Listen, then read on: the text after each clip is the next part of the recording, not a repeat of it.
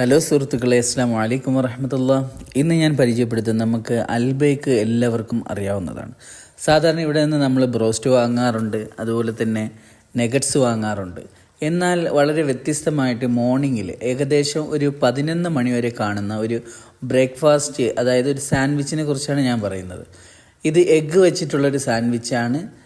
Chicken nuggets ആണ് ഇതിൻ്റെ ഫില്ലറ്റായിട്ട് വരുന്നത്. അതുപോലെ തന്നെ പിന്നെ വരുന്നത് ചീസാണ്. ചീസും ഇതിൽ ആഡായിട്ടാണ് വരുന്നത്. ഇത് വരുന്നത് മോർണിംഗ് ടൈമിൽ മാത്രമേ ഈ ഒരു സാൻഡ്വിച്ച് ഉള്ളൂ.